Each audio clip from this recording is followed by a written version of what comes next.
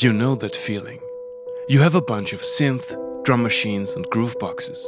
You meticulously built your setup, maybe even dollars. You optimize everything so you can really get into the flow when making music. You try to explore every detail of the instruments until they become like friends, maybe even like family members. And then there is this YouTube guy who looks like Moby/Vsauce/Paul Gilbert with hair loss and sounds like Arnold Schwarzenegger and tells you that it's all crap. I feel you. I even did this to myself. For example, when I found out that my beloved Microkorg is the hipster antichrist. And I'm about to do it again.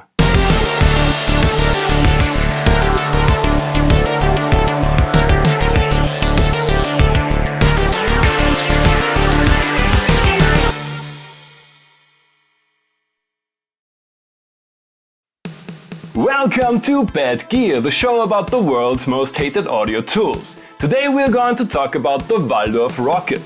The iconic Waldorf brand is not named after one of the elderly men in the Muppet Show or a salad, but the small German town where the company was originally founded. Hell, they even had their own castle back then. When I was bitten by the doorless bug a few years ago, I started searching for a monosynth with maximum sonic potential and minimum potential of messing up live performances. The Waldorf Rocket seemed like the ideal solution for that. What I didn't know back then was that I was nurturing another Bad Gear serpent in my bosom. At the first glance, the Rocket is ticking boxes like an in-house auditor at a bank that is too big to fail.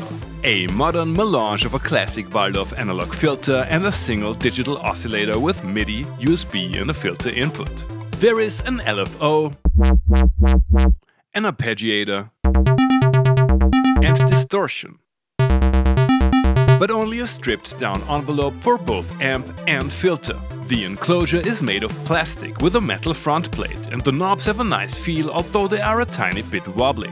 The volume knob is only affecting the headphones output and there's a little button to tell the unit that the next MIDI message you're sending is on the MIDI channel you want to use. The aforementioned oscillator is nice. You can go from plain waveforms to detuned ones, sync,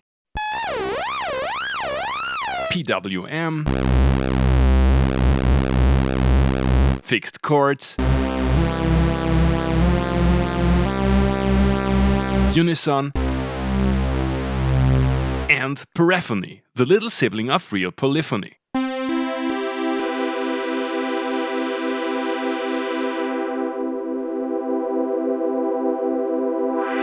I like the launch button that can also be used for sending the current patch via MIDI for instant recall in conjunction with a DAW. You can still buy new rockets for €200, £170 or, don't ask me why, horrendous prices in the US. You have already heard the Rocket in almost every previous episode and today's little intro tune. Fun fact, it's the only piece of Waldorf gear I own, with one exception. I have an ancient Waldorf plugin package on my old Windows XP computer. I want to know if it still works.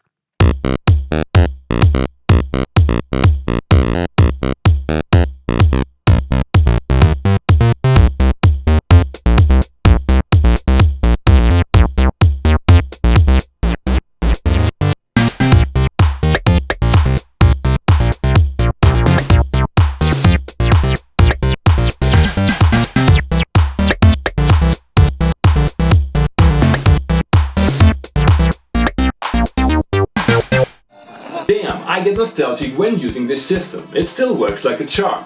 Let me know in the comments if you want me to review that Stone Age computer and its plugins. The design of the Rocket reminds me of the Electron Digitakt. Let's have a look at this super slick and powerful doorless setup and give the Rocket's paraphony a go.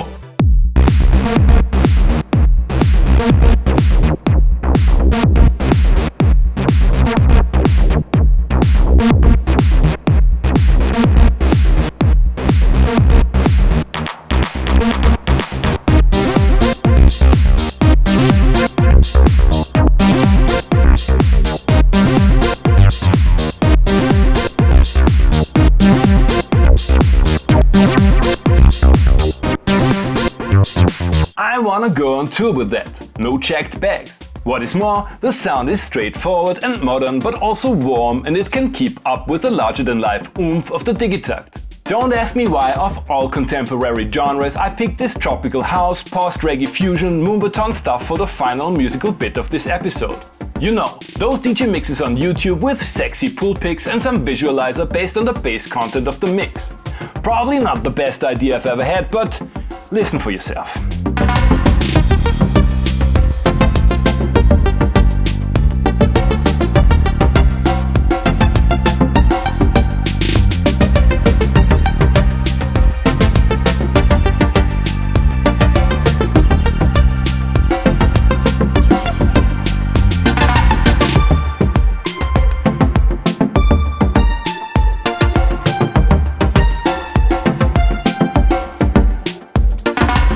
Verdict.